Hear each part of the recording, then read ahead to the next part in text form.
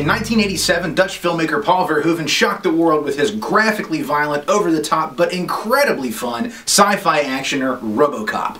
It was a film that would go on to spawn an entire franchise of films, a kids' cartoon, action figure line, and even a live-action TV series. It spawned comic books, video games, was seen all over the place, and now it's back in a 2014 reboot. So we're going to talk today on this episode of The Real Deal about Robocop 87 versus Robocop 2014. Thanks for joining us here in the Man Attic. I'm Kevin Polly. And I'm Brian Hatcher. And Brian, you know, we've already talked a little bit about Robocop, the 2014 version. But, you know, when you think of Robocop, what are the things that really come to your mind? Well, certainly in the 87 version, excess, 80s excess. It is the perfect example of over-the-top 80s style. Oh, absolutely, yeah. Well, I think to me, it's funny that it's a film that still remains fresh, that still remains relevant, and that still holds its own against most action films and science fiction actioners out there today, which is what makes the reboot, I guess, sort of surprising, in that I don't really know how necessary it is and how long it will be remembered. No, that's true. I mean, where the 1987 version, of course, was all about excess, the new version, the 2014 version, is all about being reserved. It's about cutting back. And don't get me wrong, I don't really have a problem with PG-13 movies. No. It is sort of that magic Canaan land that studios like to land in. Oh, sure. They love it when a movie hits PG-13. It seems to be right now sort of the sweet spot. But honestly, I mean, I've heard a lot of people say, well, you know, if it's not an R-rated movie, it's not Robocop. And I think it could have worked PG-13. Yeah, I don't think that it necessarily has to have an R rating, and I don't think it necessarily has to have the extreme amount of violence that the original had, although it is sort of what it's known as. And of course, you have to remember, too, in the 80s, films that were rated R could be box office hits, which Robocop was. Yes. I mean, I was a 12-year-old kid, and my parents took me to the Valley Drive-In to see it. So, I mean, you know, it was a social norm for kids to see rated R films if they were like these big action or science fiction type like films, like Verhoeven's next film, Total Recall, and so forth and so on. But you know, these two films, it's interesting that you can take the same story, basically, and get two very different films out of it. So that's what we're going to take a look at on this episode of The Real Deal.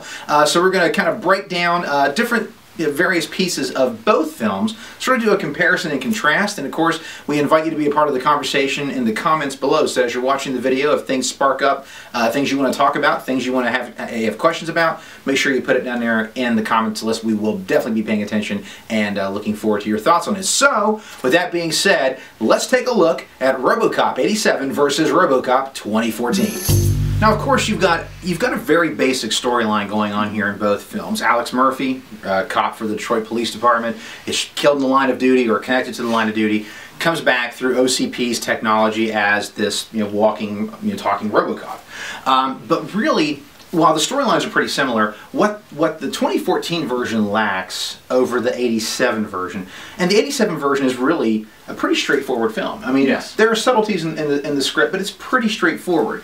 The 2014 version has a bunch of other things it tries to talk about, but it never finds the time to really expand upon those. Yes. And because of that, there are no genuine stakes involved in this film. And I think that's what really hurts it. There's no sense of urgency. No, there's no...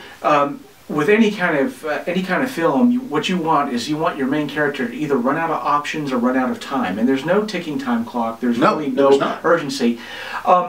As a writer, whenever you're working with characters, your main characters, especially your protagonists, you're always asking yourself three questions. One, what does this character want? Right. Two, how hard is it to get it? And three, what happens if they don't get it? And whenever you're writing, you want what they want to be as important as possible. You want trying to get it to be as hard as possible, and failure to be, you know, as dire as possible. Right. And I think the real failure of the 2014 is that we don't really have these big stakes. No, we don't, because with the 87 version, and we're going to get into spoiler territory here, so if you've not watched either one, watch them, come back. or if you don't care, stick around. But you know, in the '87 version, you've got the main story of Alex Murphy, which Paul Verhoeven even compared to basically the story of Christ. He is killed, he is resurrected, and he, you know, comes back to save humanity, which is exactly what he does. He even walks on water at the end on the junkyard scene. But you've got in it, you've got his storyline, but you've also got in it, you've got two great villains. One, businessman Dick Jones, who is next in line to be the CEO. Two, Clarence Boddicker, who is the most ruthless criminal on the planet, basically, who works for Dick Jones. So he's got these two major things against him, on top of overcoming the programming to reestablish his humanity, which is what he's ultimately trying to do at the end of the film. You've got major stakes there. Dick Jones is in charge of the Ed 209 program. This is a guy who has proven that he will kill his own co-workers to make sure he's next in line underneath the old man to be the CEO of OCP. This is a man who literally will control the police and the crime. And that's a terrifying prospect, because in Detroit, OCP is all that there is. Whereas in the 2014 version, OCP has made Robocop, but their big thing is we want to make more robots to get them out there into the public. We want them in the States. Okay, well, you've got them everywhere else. But not in the States. That's not strong enough of a reason to want to do all this. Certainly And not. Sellers, who Michael Keaton plays very well, he is nowhere near the level of Dick Jones as far as a villain goes.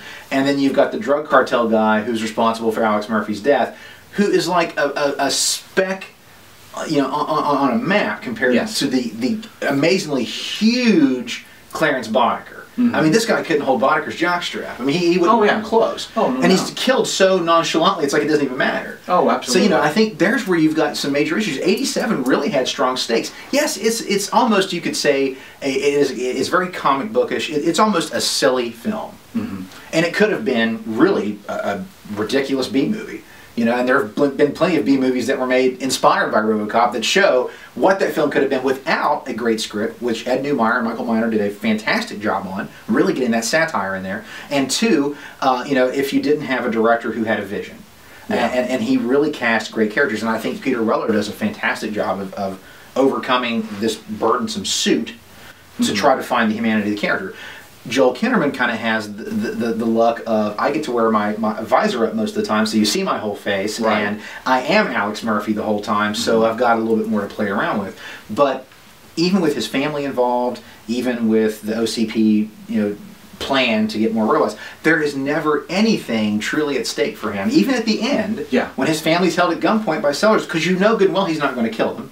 And if Robocop doesn't make it to the top of the building, well, guess what? They fly away from a building that has tons of destruction going on at the bottom of it. Absolutely. And I think that really it falls with all the characters, is that, quite frankly, their needs are not really that important. You know, they're very easily taken care of. Yes, they because I would say Murphy's wife, for example, her need is basically to, you know, to get, you know, her family back together, and Alex Murphy walks into their house not even halfway through the film. So it's just, there's the stakes are just simply not there, and I think that's really the reason why you and I both were like, well, it's kind of just there, you know, because there was nothing to grip us. It's very vanilla, very vanilla. No tension. And I would say definitely, if you're going to play a point game here, the checkpoint for the script and storyline definitely goes to the 1987 Robocop. Now, of course, both films are very well directed. You know, you've got a great script, you know, with Ed Neumeyer and Michael Miner, and Paul Verhoeven really brought a nice visual style to it. Jose Padilla had a script that was based off of the Neumeyer-Miner script, and he does a great job with what he's got. But the visual effects, I think, are worth talking about, because, you know, obviously we've come a long way in the field of visual effects from where we were in '87 when they made the original film to where we are now in 2014. I mean, it's almost light years compared to what it used to be. But that doesn't necessarily mean that just because it's older doesn't mean it's not better. Nor does it mean that it's not worth looking at. And so, you know, taking a look at visual effects, you know, for you, what kind of stood out, you know, in looking at the two films? Where do you think, where do your passions tend to lie here? Well, you know, it's funny, because now we have two different versions of the costume. And of course, the original costume was so bulky that whenever Peter Weller had to drive a car, he couldn't wear the bottom half, so he's driving around with no pants on. No pants on, Exactly. But there was an advantage to that, because he was a little guy in a big suit. It was a lot. You know, he took mime lessons. He did a lot of that, and the costume forced him to come up with that gait that we know, and that movement, you know, and it was like a machine. Now, yes, it's very mechanical. Now, yes, the new costume, better technology, but you know, there's a weakness to that because you have a kind of a bigger guy in a smaller suit, and so you see things you shouldn't see, like Robocop breathes, and he shouldn't be able to breathe because his lungs are in a container and all of that. You shouldn't see his chest rising and falling. Right. It's a nitpicky thing, yes, I know. But how dare they? Worst costume ever. Exactly. But newer technology doesn't always mean a better product. Like you say, Peter Weller in that big honking suit, it added to the performance. Well, I think too, you know, the design that Robotine created was inspired by basically by Detroit cars. Mm-hmm. You know, the cars that Ford was putting out. I mean, he has a very, if you look at him, he has a very Ford Taurus look. Yeah. If you look at the '87 Taurus, he looks a lot like a Ford Taurus. There are just little details and little, you know, dents and pieces in his helmet and the armor that have that look. He looks intimidating. Mm-hmm. You know, if I were a criminal and I saw him coming at me, I would be probably wetting myself, let's be honest. Whereas the newer version, you know, the whole time I'm looking at it, I'm like, okay, someone really liked Iron Man and The Dark Knight and said, I can make a Robocop out of that. Yeah. It's not that it looks bad, and honestly, once you start seeing it more and you see it in motion, you get it. You see what they're trying to do. He looks good on the motorcycle because he almost blends into the machine. I kind of like that. It's a neat look. Mm-hmm. He looks very, you know, tactical, you know, with the black. I get it, but I did like it when you saw him in the silver. I won't lie. I thought that was pretty awesome. But again, the costume is definitely. I think I'm always going to feel the '87 version is the better costume, just because there's just something about it. A, the way it made Peter Weller move. But B, it just looks like a comic book thing, you know, and whereas the newer version just feels like an amalgamation of The Dark Knight and Iron Man. You've seen it before, and you've seen it done better, in all honesty. But, you know, also on the visual side, the CGI, of course, in the newer film allows them to do a lot more, you know, that has a certain air of believability to it that they couldn't do in '87. But, you know, I will say I'm still a huge fan of Phil Tippett's stop-motion animation. Oh, yeah. He puts neat little nuances in there that just neat little things about the Ed 209. I love when it tries to get down the stairs. Oh, it's reaching its leg out, and you can see it processing, can I do this? Can I not? And you see that foot kind of tapping down, and of course it falls over and gets stuck. But it's those neat little nuances like that. Oh, it's the little details he puts into the... I mean, he is performing as much as anybody in the film. Oh, absolutely. And you know, yes, the Ed 209 in or they call it the ED 209 in the 2014 version. Yes, they do look more menacing, and yeah, they do look like tanks. And yes, I'd be scared to run into one. You know? And it's certainly a lot cleaner looking than stop motion. But it is. But they don't have the personality. They don't. The Ed 209 actually does have personality, and I think that's where these kind of lack. They just feel like tanks that have legs. But then again, here we go back to since the technology is not there, you have to compensate for it. So where you have a CGI Ed 209, personality is not that important. No, it's not. Where you've got something that is stop motion, you've got to make it work. So you have to kind of put that personality into it, so you follow it. Did. So, you know, honestly, again, if we're keeping score, I'm going to have to put the check over to the '87 Robocop, but I will say the 2014 Robocop does have great looking visuals. That's not to say that it doesn't. It looks really good. Yes. But it doesn't quite have the personality that the '87 version had. Now, one of the great things about science fiction films is they usually tend to find some neat way to have something to say beyond the main storyline that you see. And with Robocop in '87, you definitely had some great social commentary, some great satire going on that I find it interesting because Paul Verhoeven comes over, you know, he's a Dutch filmmaker. This is his first film in the States. And I feel like Robocop is almost like how the rest of the world saw the United States in the mid-'80s. That we were a bunch of cowboys, that we love our violence, we love nuclear war, we love guns, we love everything in excess.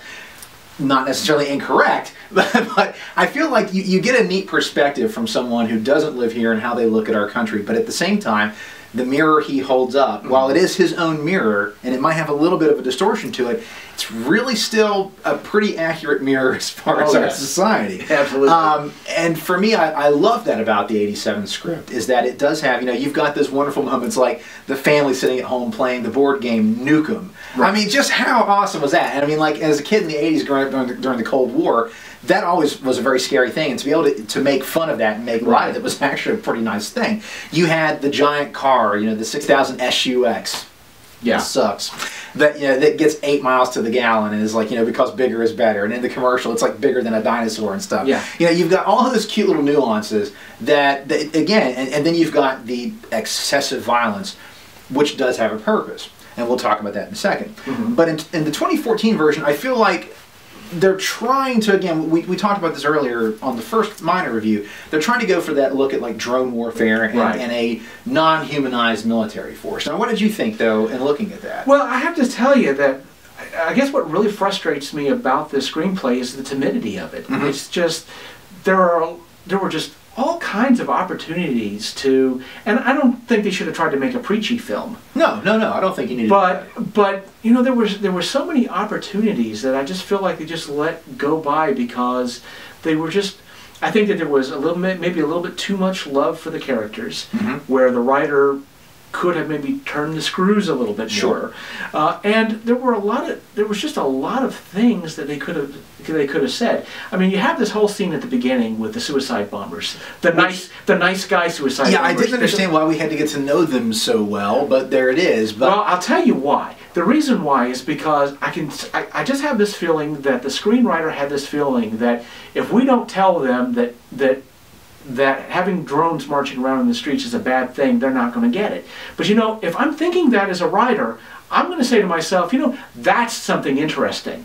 Why don't I turn that on the audience and go, okay, you don't see that as a problem. Why don't you see that as a problem? Right. That's, to me, is interesting. Well, and there is that sense of humor that once the attack happens and the female reporter is saved, by the robots in the Ed 209, and I love when Samuel L. Jackson's like, you see what happened there, those Americans were saved. My counterpart, over there, her life was saved because of these robots. And it really, I think if they could have played that up more, the idea of American lives were saved because of these robots. Exactly. Who cares so much about the people living in Tehran, but American lives were saved. And again, there's some fun commentary to play around with. The idea of and we've seen it for so long in our society that America sort of plays world police. And I mean, Trey Parker and Matt Stone nailed it with Team America World Police. They really did. And again, that's a great satire on the idea. They could have gone that route. Oh, they certainly and I felt like they were going to many times, but then they would bring in the mom and the son, and then they wanted to play around with that. But they had so many different ideas that were mentioned once and almost thrown away because they couldn't find enough time to plug them all in. And I think that's where the real issue is. Well, I think so too. And there were just a lot of opportunities, I think, that were missed, but they did need to kind of narrow it down a little bit. Yes. What do you want to talk about? Do you want to talk about the human spirit? Do you want to talk about, the concepts of free will? The concepts of free will. Do you want to talk about, if war has no casualties, do we go too far? Right. There's a lot of those issues, and I would have loved for them to touch on one or two of them. Right. But because they had all these different things and they weren't exactly sure where they were going, you don't really go anywhere. And I feel like the little social commentary that was in the script was for nostalgia's sake. Because it was in the first Robocop, we kind of have to introduce it into the second. But it just doesn't go anywhere. Right. With the first one, I mean, you're looking at the violence. Now, again, that's where I wanted to kind of come back to this. This new version is PG-13, and again, there's not a thing wrong with that. But the violence in it is sort of toned down, not only in its execution, but it's toned down by making Robocop's main weapon a taser gun. And again, as we said in the one review, it makes me laugh every time someone gets shot because it's all like, but I'm okay. I'll get up later. And well, and the other thing too, that's like you can kill with it, and I haven't really figured out when Robocop decide, how do he decide whether he kills you or not? It's like maybe you're just too evil to live. Well, he's got the two guns. I mean, he does have the machine gun, but it's not used as much. And the one that's a taser looks like the one from the first movie. But in the first movie, Verhoeven really wanted to make a point with his violence. Right. Yes, it's excessive. Yes, it's over the top. But the point of it is it's meant to make you kind of laugh and also meant to make you think about how terrible it would be to be shot. Yeah. Because when you're shot, you don't just go, and fall down. It rips, it hurts, it tears. Yeah. It's a visceral thing, and all of the violence in that film is visceral. It's gritty. It's I mean, it makes you turn your head sometimes. Yeah. That's good, because he doesn't want you to accept that violence as the norm, or accept it as that's okay. Mm-hmm. It's not supposed to be.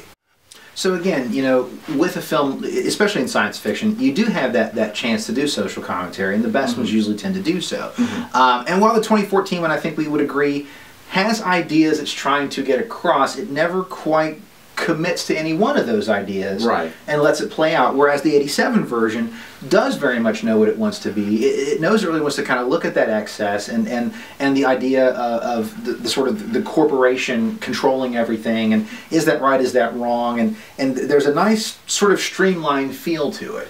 It does have, I mean, both of them have somewhat of a sense of humor, but I tend to find, surprisingly, the 2014 film wanted to be in a more serious tone with the social commentary, whereas in 87 they're having a lot of fun with it. Right. And that, to me, that was an interesting difference in the two films. I certainly feel that way, is that because to me, what the point in the 87 film was, you know, all this, you know, all the excess, you know, and that all these terrible things are happening, and people on the whole are not really being touched by it. You know, they're given bread and circuses. We get to see the bread circuses. Yes. You know, and that was part of the point of the film. You know, and the irony of it is in the new version is it is so sanitized. You know, we are kind of, you know, Detroit doesn't look nearly as bad in 2014 in that version of the movie as it does in reality. Yeah, even in reality. Yeah. You know, it is a cleaner, neater world. It almost feels like the Delta City they were trying to build in 87. Oh, yeah. You know, it really kind of has that. So, yeah. You know, and again, I think, again, what I liked about the 87 film is that it has fun with its commentary, but the commentary is there, and it sort of helps in the storytelling. Whereas in the 2014 version, it's just, again, a lot of good ideas, danced around, never quite committed to. Paul Verhoeven had no trouble at all committing to his vision and committing to the commentary as well. So again, if we're keeping score, the point on social commentary definitely has to go to Robocop in 1987 versus 2014. So there you have it, a nice comparison contrast with 87 Robocop versus 2014 Robocop. Again, if we were keeping score, the 87 version pretty much cleaned house, but I don't want people to think that we're just being unfair because, oh, it's the one you grew up with, you know, you're just hating on the film. I honestly, in the mini review, I like it better than Brian did, and I thought it was, if I had to give it a letter grade, it's a C. It's definitely not bad. It's a passing grade, you know, but it's not going to do anything to get extra points. You know, it's not. I guess it just doesn't quite have that extra punch to take it up to a B or an A level. And I would say that probably the reason I am maybe a little bit harder on it is because I can see that with a little bit of changes in the script, I would have liked the 2014 version better. I really would have. I think that it really had that opportunity, and I think I'm just really disappointed that it didn't take advantage of the opportunities that it had. Because certainly with just minor things done to the script, I would be glad to say, yes, the 2014 version was better. It was a more serious film. It had a lot more to say if they had said it.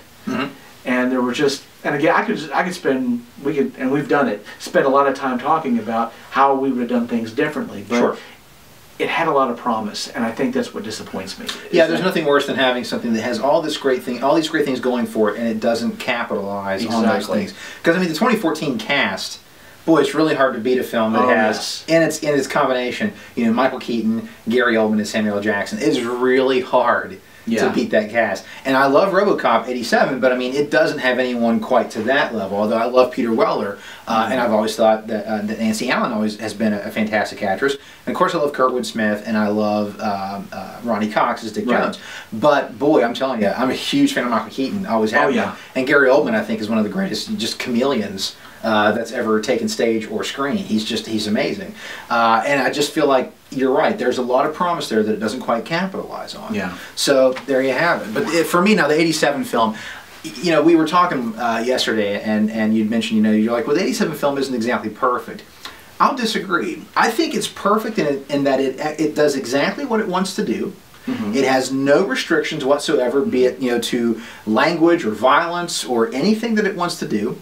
It has a very clear, very focused storyline, and it runs from start to finish. It's a smooth, like, hour and 37 minutes. It doesn't overstay its welcome, mm-hmm. or maybe an hour and 40, mm-hmm. but it's a very streamlined, slick, fun movie that has social commentary, that has a lot of fun, that has good science fiction elements, that has fantastic action elements, mm-hmm. and everybody in it does exactly what they're supposed to do. I would dare say it could be one of the most perfect films made in the 1980s, mm-hmm. At least of its time, of its decade. Mm-hmm. I think it's hard for me to find many films I could put above it as far as what it is and what it accomplishes. Well, I mean, it certainly delivers on its promises. It really does, and I think that's the biggest thing you can say about it. Mm-hmm. You know, until we got, you know, Dredd 3D, it was really the closest Judge Dredd film mm-hmm. that we've had. I enjoyed the Stallone film for what it is, which is just a goofy film. Yeah. But it's not Judge Dredd. Right. Whereas Robocop really is, the 87 version is a very close thing, and again, maybe that's where the 2014 one kind of fell for me as well, because we had Dredd 3D, which was such an outstanding film in my mind. Right. It felt like this Robocop, if they could have gone down that road where it's very dark and gritty, like mm-hmm. Dredd 3D was, but it didn't pull its punches on its violence. It did have its commentary, and it had a very focused storyline. Yeah. Dredd 3D is very simple. Start at the bottom of a building, get to the top. Right. Robocop 87, very simple. You know, Murphy becomes Robocop. He's trying to discover his humanity. Has to go through the challenges to get there. Right. 2014 Robocop has a lot of things going on there in the middle, and it never quite knows what direction it wants to go in. And that to me is probably the biggest issue with it. Oh, me also, definitely. So, you know, final thoughts. You know, we really enjoyed the 87 Robocop. It is a classic. The 2014 one, again, not a terrible film, and I think that's what upsets us both the most. Yes. It just doesn't quite commit to what it could have been. But what did you think of the two films? Are you more of a big fan of the 87 Robocop, or was the 2014 more up your alley? We'd love to hear your thoughts in the comments below, and definitely, you know, like and subscribe. Let people know your thoughts on this. And again, you are part of the conversation here in the Mad Attic. We definitely want to hear what you have to say. Of course, don't forget to follow us on Facebook and Twitter. We are also on Google+. All that stuff is in the comments down below, as well as a link to our previous review at Robocop, which was just a simple short take. And of course, if you want to talk about this on Twitter, let's go with hashtag TRDRobo. So TRDRobo, if you want to talk it up on Twitter, and we'd love to hear your thoughts. But again, thanks for joining us up here in the Mad Attic. For this episode of The Real Deal, I'm Kevin Polly. And I'm Brian Hatcher. And dead or alive, you're coming with us.